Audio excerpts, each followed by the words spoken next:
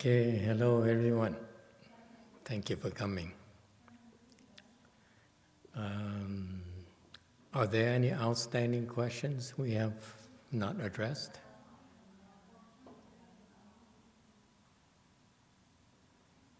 Okay. Very good. In a moment, we will resume our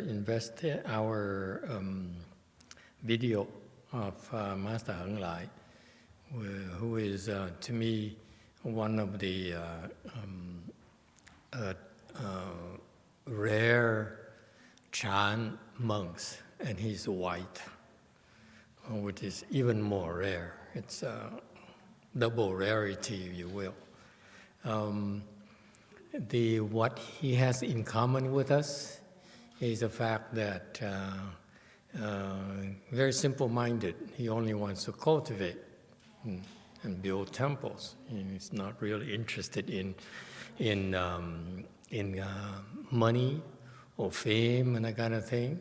So you find that his way of speaking, his speech is not as fluid, not as smooth as the monks who are used to asking for money from rich people. Okay, so you have to look beyond this speech imperfections, if you will. To me, I come from a corporate background. I find that it's a little bit unrefined, but Chan is beyond marks. Refined speech is simply worldly skills, if you will. So the true cultivators like him would not pay that much attention to it. Okay. All right, but before we get started, I would like to also make a small announcement. What we have in common with these true descendants, veritable descendants of my late Chinese master, is that they are Chinese Weiyang. We are, I would say, more Americanized Weiyang. So that's why I call it American Weiyang. Our primary focus when we teach Chan is to help you improve, help you build your skills. So in that spirit, as long as we have Master Xian Chu here with us temporarily, we are doing the paperwork for him to move to Korea and bring our American Chan to Korea. So it might take a couple of months, I'd say. After the paperwork is done, now we have to look for a cheap airfare ticket, or he might have to swim across the ocean, depending on our budget situation back then. Wait a minute, I'm not saying this to ask for money. Okay, please don't give us too much money. But I'm joking, of course. But he came back from San Jose, where I noticed that he did a intense Chan session, meditation session on Friday nights, and as a result, the people who went to San Jose, Kung Fu increased drastically. So I'm hoping that if you're interested, only if you're interested, that we can do similar kind of thing here at Wei Mountain Temple. Is it possible, Master Xian Chu? How do you do it? Is that you don't sleep overnight or something like that? Green.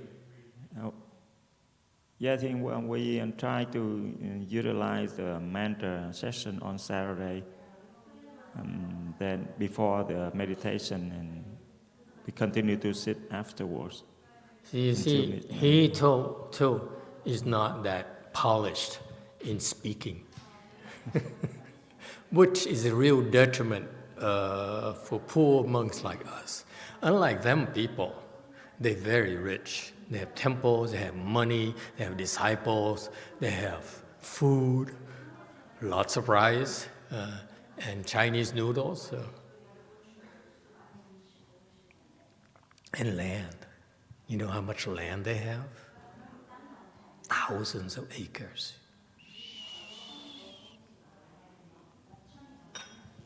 That's my master, you will. He says, in the future, I'm buying all this because you guys are poor. You have no blessings. So, if you're monks, you have no blessings, you can't build temples. So I'm buying temples, I'm buying land in advance so that all you have to do in the future is to cultivate, build your skills, and then you can go to these places to work. So anyway, I'm sorry I interrupted you. So what is the program like? After the meditation session, after the mantra session tonight, yes? Yes. Which ends around 9 o'clock, 9:15 or so, right? Yeah. And then what do? Continue, who are interested can continue to sit. Then you start sitting, right? You continue to sit. Yeah. When you start sitting, those you only want to meditate, you say mantras are, too Tibetan, too commercial, if you will. Then you don't do that. However, if you feel you're depressed or bipolar, like our Dick, you don't know who Dick is, right? It's my secret. Dick is very bipolar, by the way. You need to attend our mentor session. You get a break for an hour. Okay? Your mind will clear up for an hour. Okay? So it's a good thing to do it. If you're here, you can make it. And if you're our disciples, then you can do it online as well. Although it's not as good, but it's still better than by yourself. Anyway, so after 9 o'clock, then you start your sits, like what? Here in the Buddha Hall, yes? Yes, when we was in San Jose, we sit in the Buddha Hall at Go Forest. And can we pipe it to them, or I think they're doing it in San Jose too, aren't you? Yes. The San Jose monks, Master Xian Chi, the old monk. You plan to do it tonight or not? Hay Đức Phật, tụi con đi là giống như thầy Hành chỉ làm tới midnight. What did he say? We can do it until midnight, Saturday midnight. What's wrong with the microphone? We spend so much money in buying these fancy things, and it sounds terrible. Their side, we need to invest more. Okay, it has to be seamless. I don't care, boys and girls. We may be poor, but we need to be technology savvy. Okay, it's an era of teleconferencing. Go ahead. What did he say? My hearing is getting worse. It must be old age. He said that he will continue to do the same thing as Venerable Xian Chi was doing earlier. Okay. So what do? So at 9:15, 9 o'clock, and then what do? You sit, you meditate? Yes, Master. Until? Until midnight. Until midnight, that's all? Yeah, that's, I think, one time at least we sat to the morning, to the next day. One time you sat through the morning? Yeah. One time? Yeah, just one time. I'm sorry, forget it, okay? Too light duty. How about sitting through the night?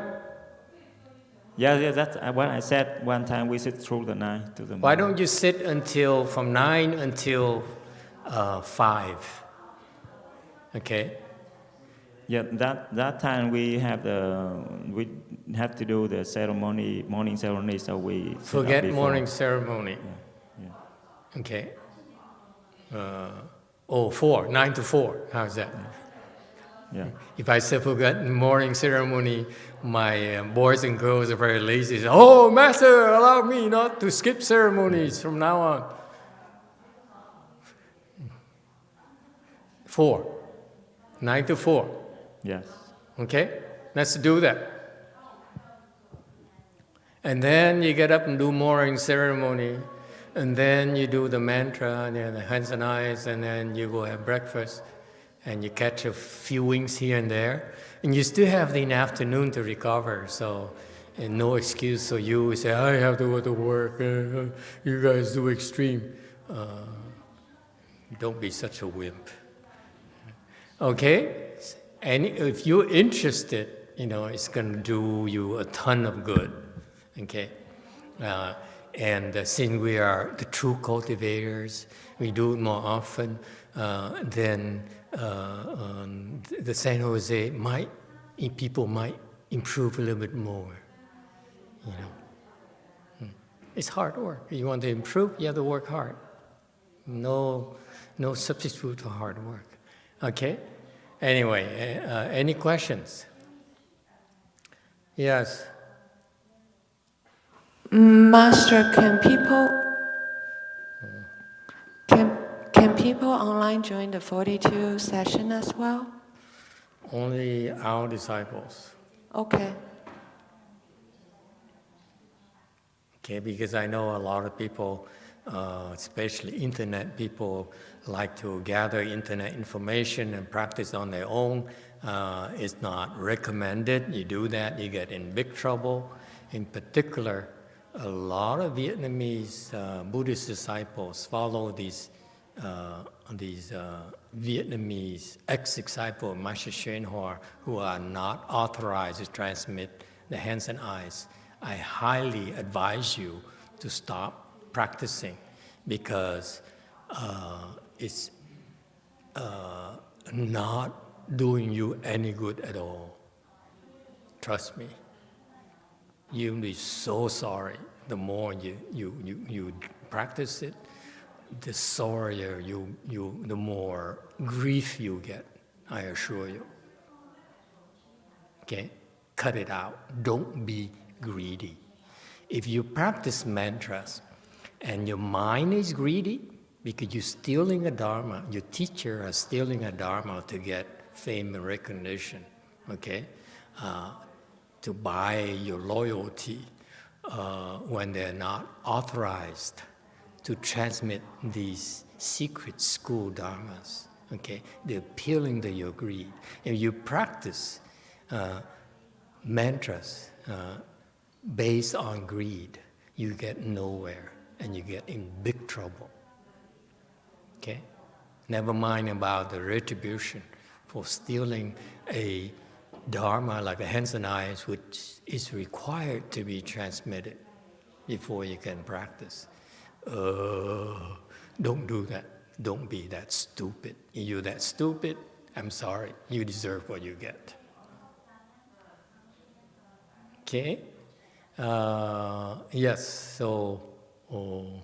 but I noticed that our recitation of hands and eyes needs improvements. Sometimes they skip a few characters, like I heard once, an, they skip the an. Okay, so it still works, but you lose a lot of effectiveness. All right, any other questions? Okay, and then again, and that's so these I've been waiting for this monk here to teach, and it's surprising to me to find out recently he specializes in Chan, so that's why I'm curious to see what he learned from our Chinese master, because I admit to you, he never really taught me Chan at all.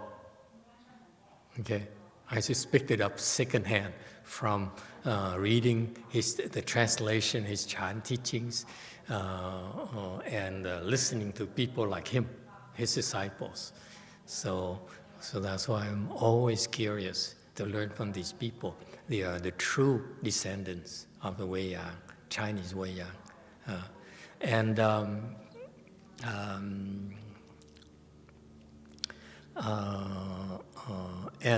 So my interest is to see what they learn from our teacher, our Chinese teacher, and also what they taught them, what he taught them. Okay, there's a difference between what he thinks he got from his Chan and what he said his teacher said. So that's when I listen to these people, my ears are always watching for, is this his thoughts versus is it what his teacher said? Okay, that's how I listen to these people. Okay.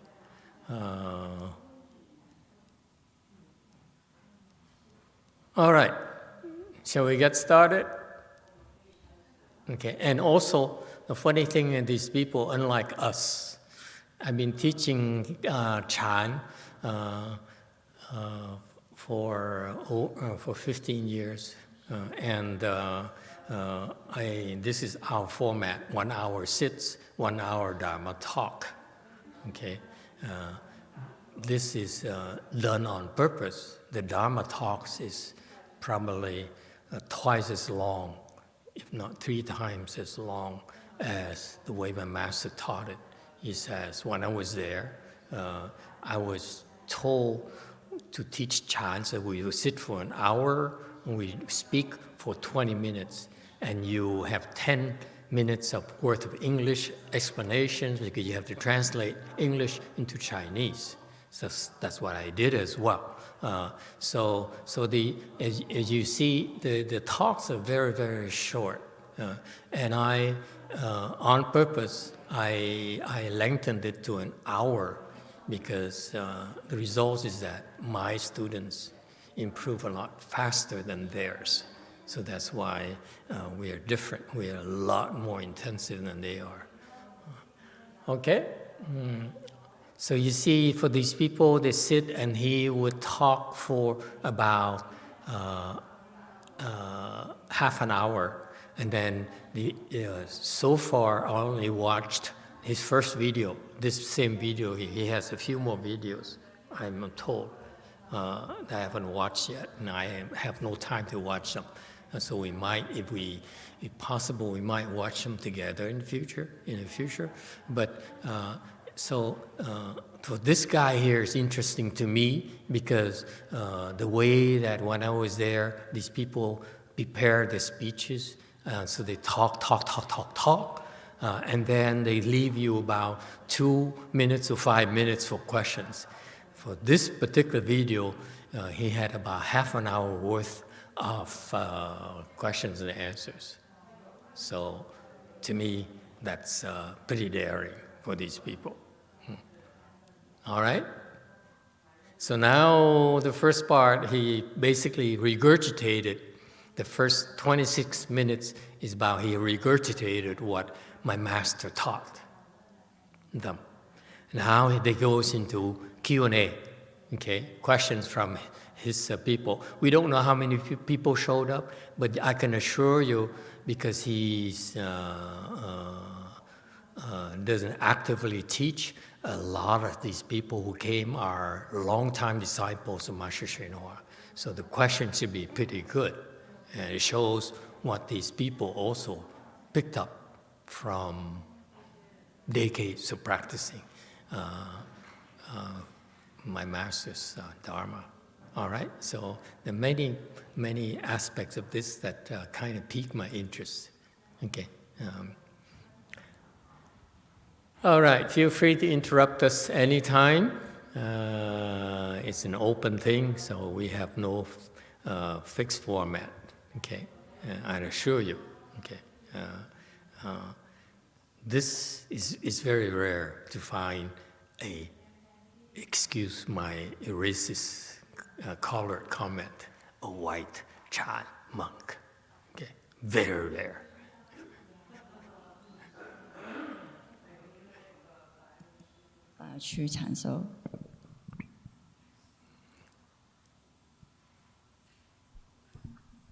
So I just thought I'd tell you this little story, and if you all have any questions, you can ask questions. Otherwise, we can get back to work.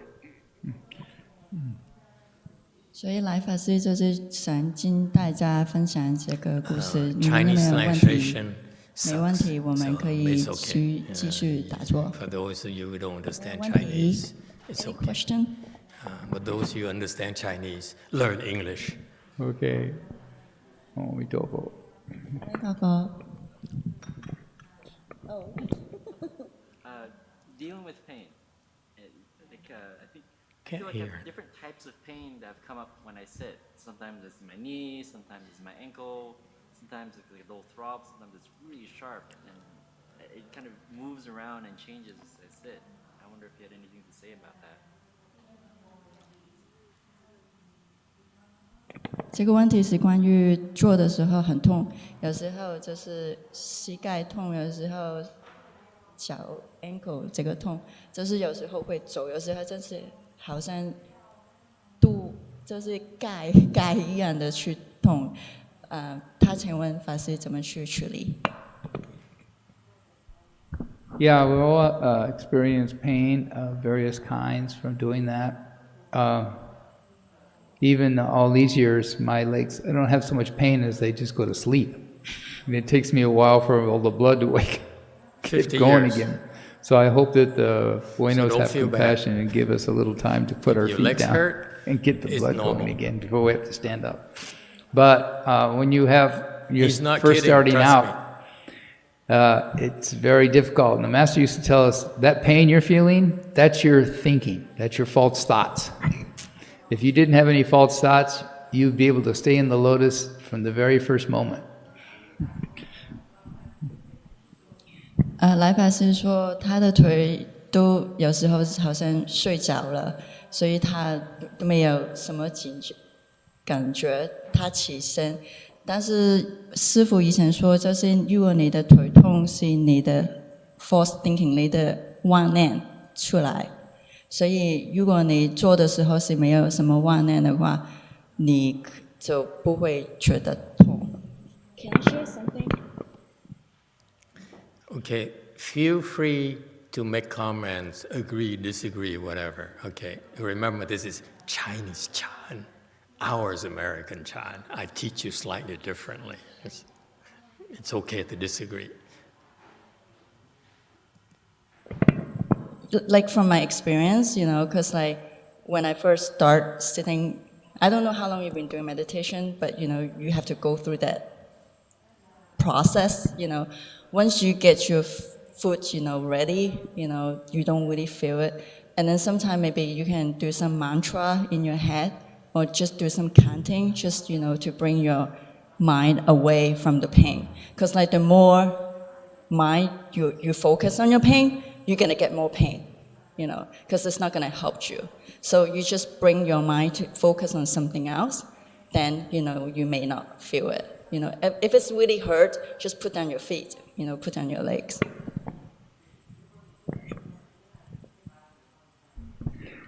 Yeah, the Master used to tell us that that's the nature of that. A lot of people, especially when you're older, it's really difficult because if you've never sat in the lotus and you start doing it when you're much older, your bones are a lot less elastic as when you're young. So it requires a lot more bitter suffering.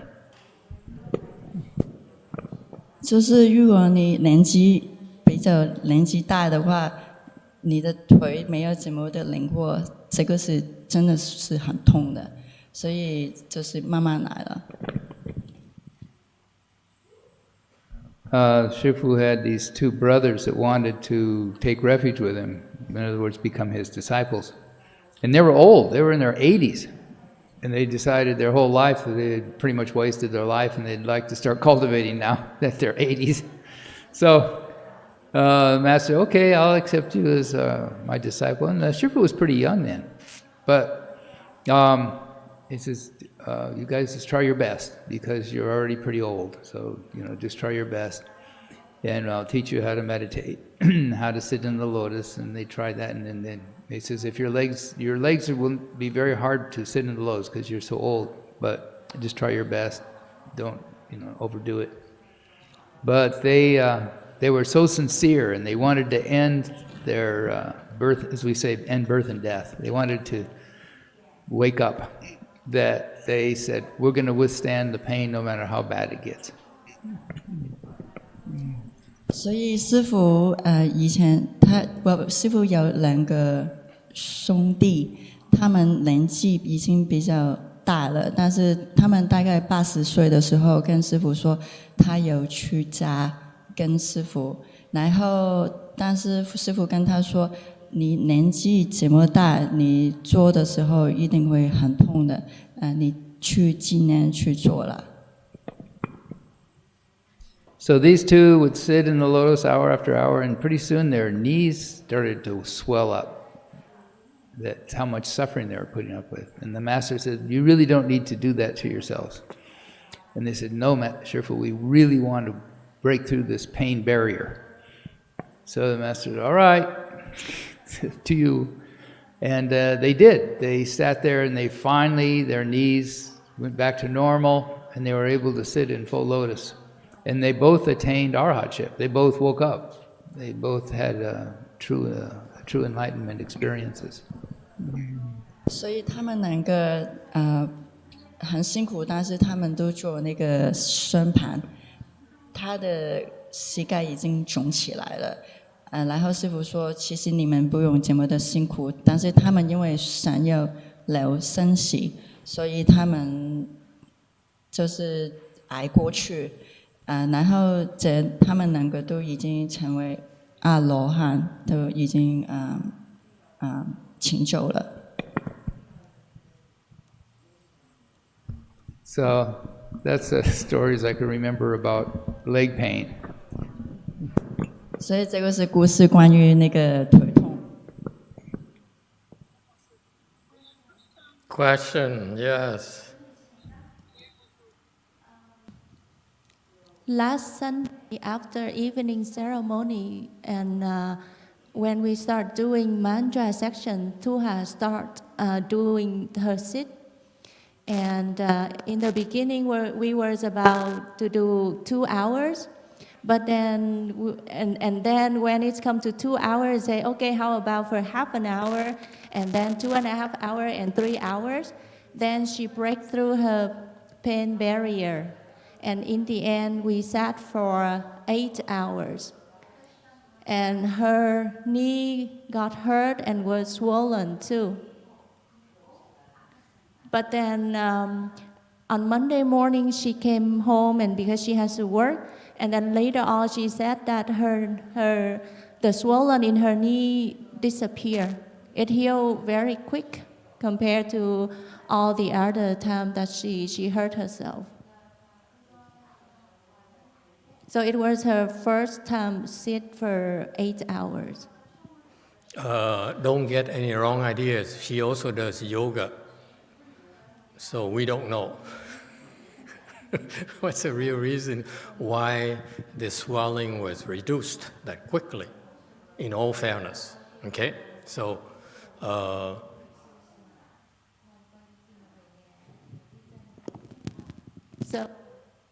So is that like because her chi moved very strong, so it healed the knee fast? I have no idea. You have to talk to a doctor.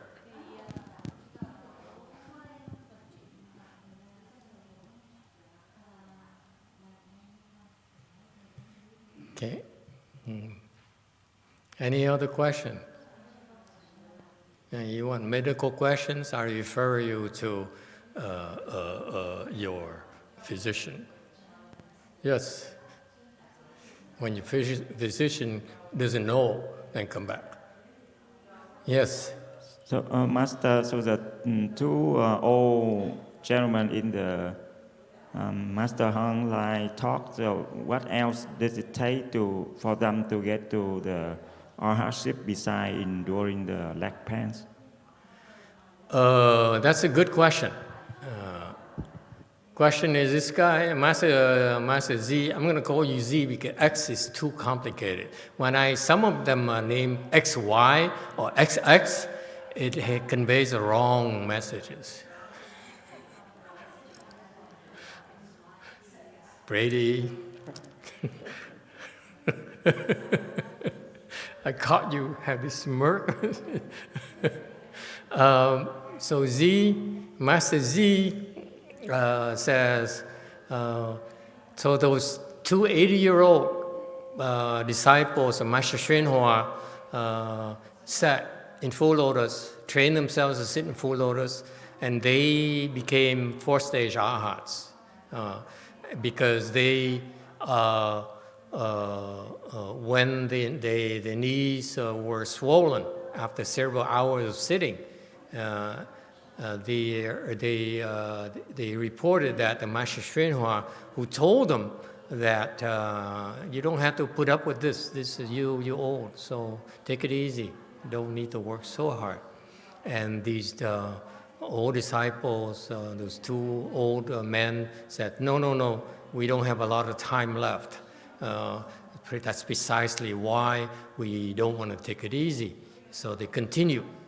They decided to continue, risk it, and they later became fourth-stage arhats, which is a very difficult thing to do nowadays. I'm not sure what he said in English. I didn't catch a few of those words. He mumbled a little bit, or at least my hearing is not that good anymore. But I don't know what he said. A few words were missing. I couldn't catch them. But it's not clear what else that he said they did, or what else happened to help them become fourth-stage arhats. Okay, so my answer to you is that just my interpretation. So in all due respect to him and to our Chinese teacher, I don't know.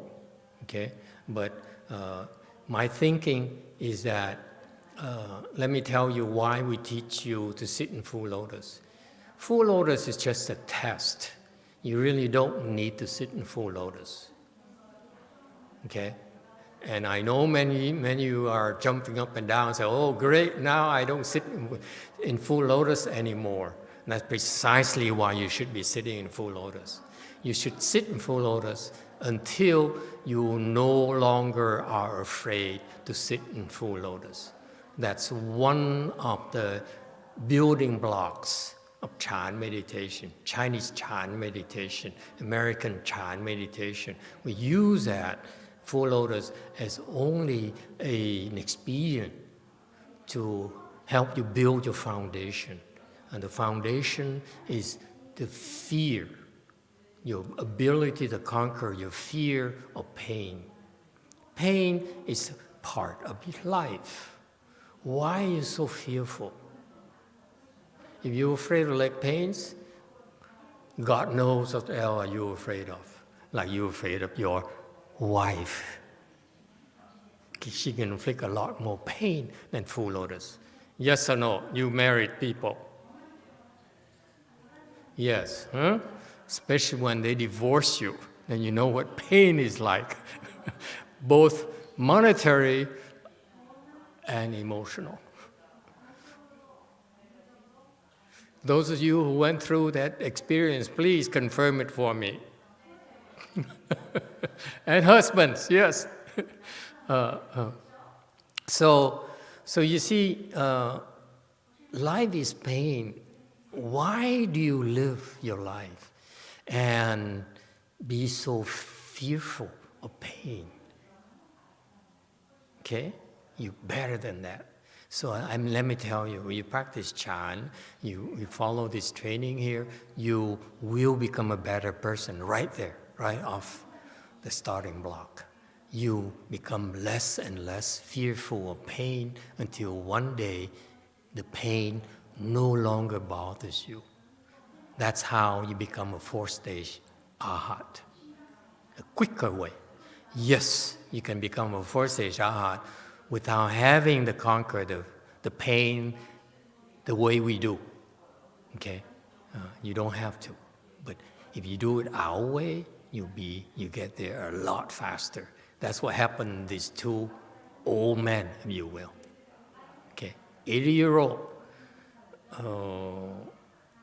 They're in a hurry, as you can imagine. Okay? So that's what happened. But I assure you, it's a lot more than just sitting in full lotus. So he made it sound like they only had to sit in full lotus and 8 hours and they became 4-stage arhat. That's baloney. Okay. I seriously doubt that's all that happened. Okay, it's a lot more going on. My proof is that the Buddha disciples back then, those Indian guys, the 5 Indian disciples, his first 5 disciples, they could sit they could sit in full lotus for days on end. And they weren't 4-stage arhats until the Buddha taught them.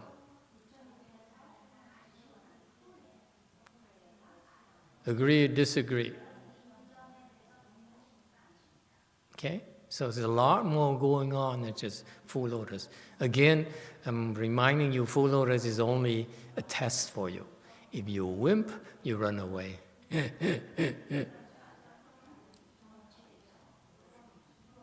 Okay? Yeah. So a lot of Hinayana people, they don't sit in full lotus. That's why they still have this fear of leg pains. Yes? Which is fundamental to your makeup. You live in fear. Yes? You're afraid of the dark. Huh? What happened to Alung? He is afraid of the dark, I assure you. Yes? Huh? Like many adults.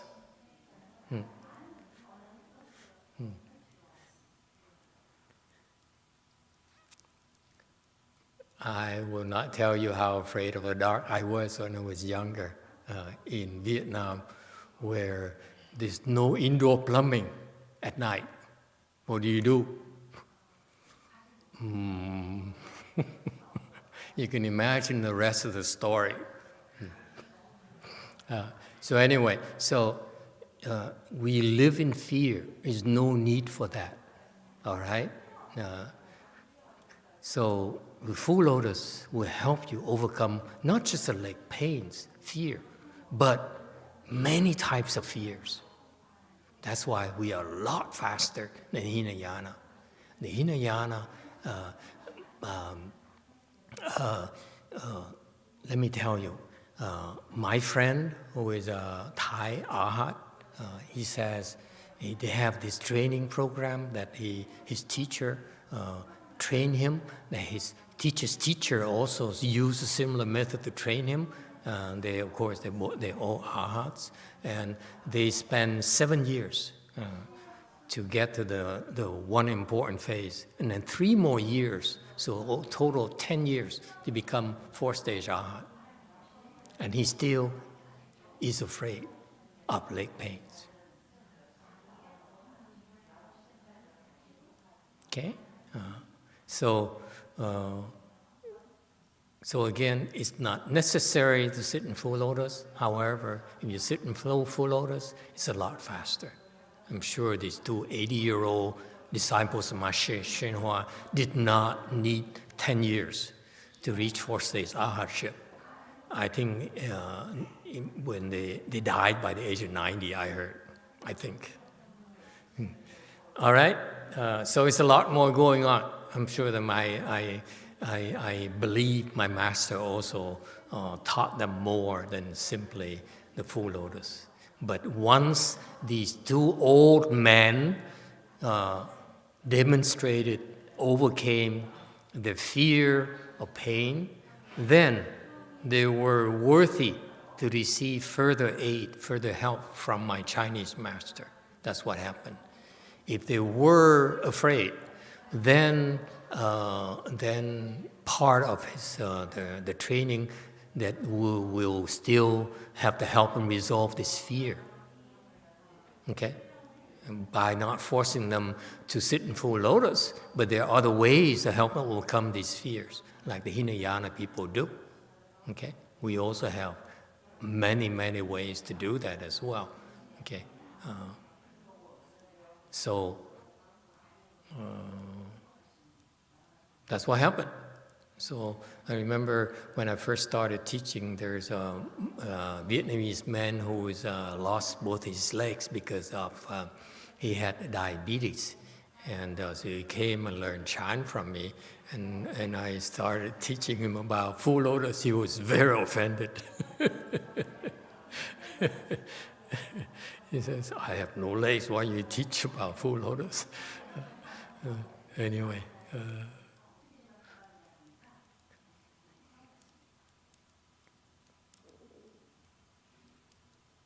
You have no legs. There are other ways as well, as long as you're not offended. All right, continue, please. We have a few more minutes, yes.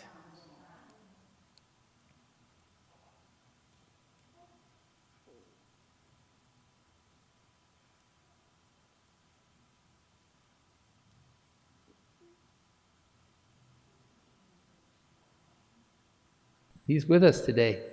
He's a good meditator. He can sit for a long time. 所以这个问题就是问来法师，他以前第一次碰到师父之后，都是不是可以做算盘？来法师他不是一个很好的坐禅的修行者，他说另外一个师兄他做得很好。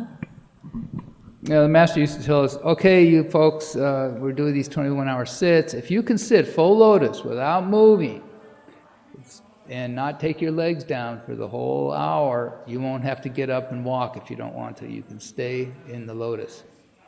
And one or two people were able to do that. Not very many, but some people were actually able to do that. And so they didn't have to do the walks. They just sat chan for the entire 21 hours. 所以以前师父会跟我们讲，如果你坐禅可以做到21个小时，你可以继续去做，不用起来的话，你可以 full lotus 做的话，你可以继续去做。It reminds me of a story when I wanted to finally. Buffering? I went up to ask Shifu if I can leave home, become a monk. Shifu said, what do you want to leave home for?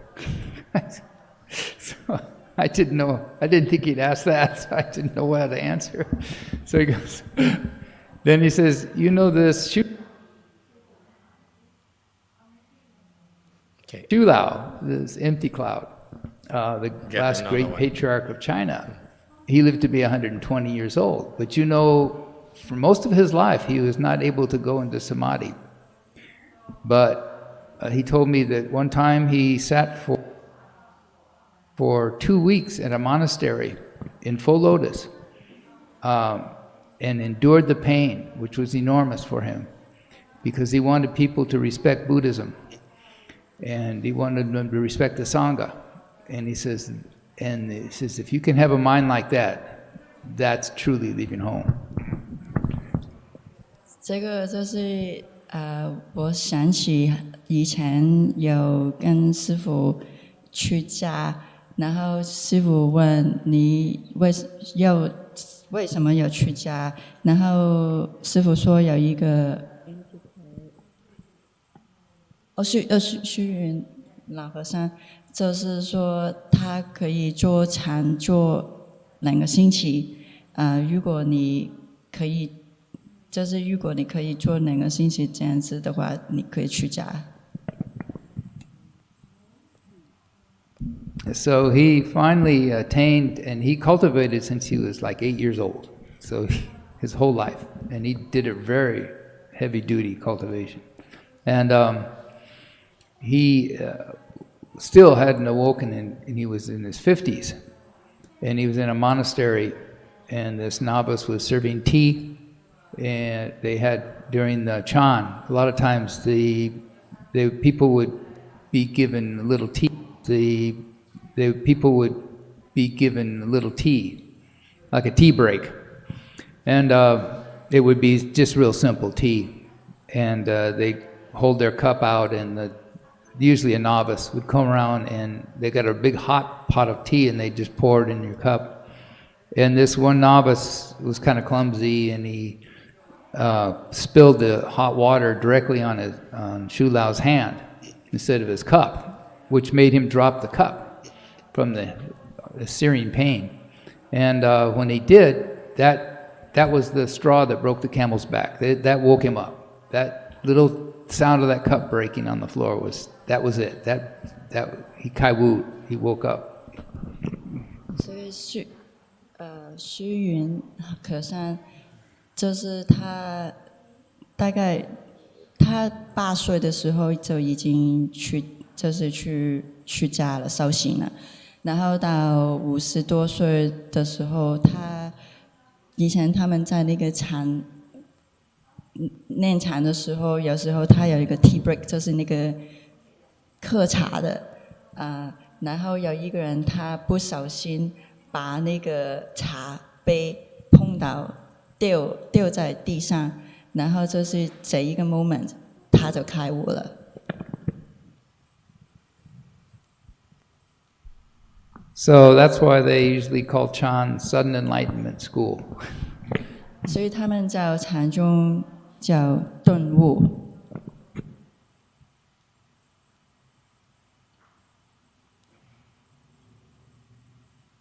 Okay? Emitofuo, question. For example, when we do bowing to the Buddha and for repentance. Okay, sorry, let me interrupt him here. So you heard this is related to the story of Master Xu Yun, which is Master YongHua's predecessor, the patriarch that was before Master YongHua. He was 8th ground Bodhisattva, so he's considered a great Bodhisattva. You go from 8 and above, 8 grounds and above are considered Mahasattvas, so they have special skills, if you will, that the low-level Bodhisattvas don't have. Okay, so it's a big deal. So Master Xu Yun was practicing Huatou, his specialty, his entire life. He became a monk at the age of 19, 20, something like that. And then he practiced very hard until the age of 53, 54 on his own. So he would stay in a hut in a mountain primarily for many years and to do the Huatou. And one day he decided to join the Chanqi at a famous Chan temple. I don't know which temple it is. I heard the story in English, so I didn't understand the Chinese name for this monastery. So he's doing the Chanqi, and so they were sitting in full lotus a lot, and as a break, they give you tea. So they usually sit. They each have a cup, so they pour to receive tea, and they pour hot tea. The attendant was sleeping and pour hot tea into Master Xu Yun's hand, so he dropped the cup, and the cup is ceramic, so it dropped on the floor and broke, and the sound of this cup breaking helped Master Xu Yun become enlightened instantaneously. Okay, and so that's what we call in Mahayana. It happens only in Mahayana that we can recognize. They call it sudden enlightenment. That's what Master Heng Lai was talking about. Okay, this bothered me for years upon years upon years. Okay, it sounds so mystical for me, who is Western educated. Okay, I need to know, is there a formula? I need to know what happened. Why does it happen to Master Xu Yun? Is it replicable? Does it bother you? Does it sound familiar to those of you who are, programmers, engineers, financiers? There must be a real reason for that. Otherwise, it becomes mystical. You hear of these type of stories very often. The sound, of something breaking, or of a gravel hitting a bamboo stalk, and a talk right there, and they became enlightened. It bothered me, the heck out of me. I said, it's too Chinese, too mystical. Okay. Does it bother you? If it doesn't bother you, we can go to lunch. There's no point in me pushing this point. Hey, baby, are you bothered? Huh? She's not paying attention. No interest in Chan. Yes, sir.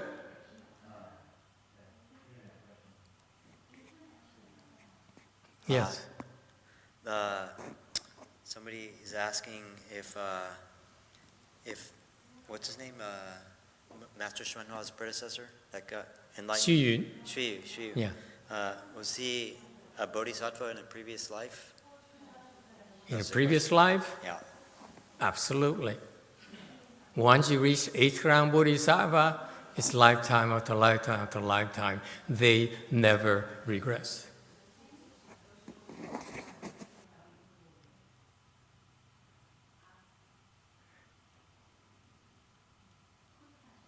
Yes, this is kind of cool. You reach 4th stage Arhat, you never regress either, let alone 8th ground bodhisattva. Yes? Well, anyway, so it bothered me, and I thought about it. I couldn't come up with a solution, couldn't come up with an explanation, because the Chinese make it so mystical. Okay? Let me tell you, my interpretation, if you will, American interpretation, the Chinese, they can keep the mystical side of Chan. For us, we need to give you a little bit more information. This happens because of preparation. So Master Xu Yun has been preparing for 30 years for that to happen. You understand? Does it make sense to you? Because he prepared. So for 30 years, without any good no advisor teaching him, so he grinded it out. Okay? And he's young. He started at 19, and he messed up, and his teacher said, stop meditating. Go back and serve the temple. So he came back and carried and worked in the dining hall, carrying condiments and spices, hot sauce, oil, peanut oil, and sesame oil, you name it, hot pepper, and black pepper, and so forth, with the people who ate. So instead of eating lunch, he was serving people who were eating lunch. And he did it for a couple of years, and he came back to the mountain, back to the back of the monastery, and meditated. Because he did that, okay, it took him 30 years. Because he prepared on his own. You see that? Whereas in Chan meditation, and we did that in our Weiyang lineage, and another master, we did that as well. That master, our founder, Master Wei Shan, also sort of got rid of him and said, "You are so full of yourself. Go. I'm going to teach you to do this. That's it. Right? That's all you deserve." So it's sort of a punishment for this guy, you will. So he didn't teach him more than that. He just kicked him out. Sounds familiar.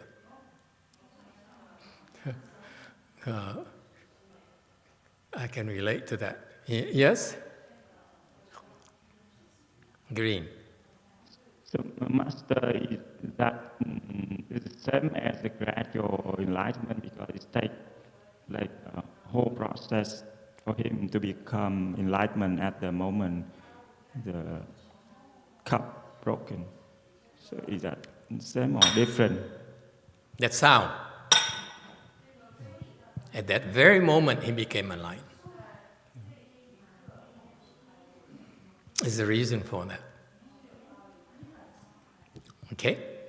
It takes two things. Number one, preparation. Okay? So Master Xu Yun, my point, Master Xu Yun, this guy didn't elaborate for you. Master Xu Yun prepared for 3 decades. He started at 19, he prepared until, he's 53 or 54. And then the sound, the cup breaking,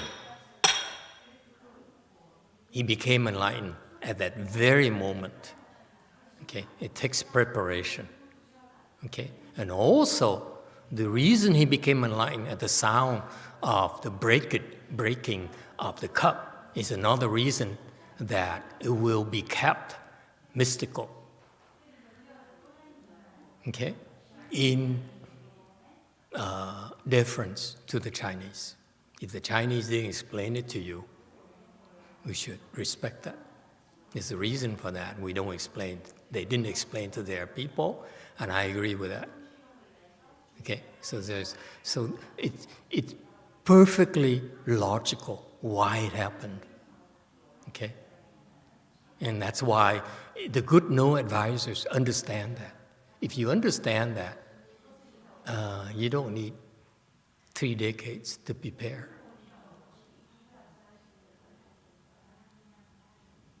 All right?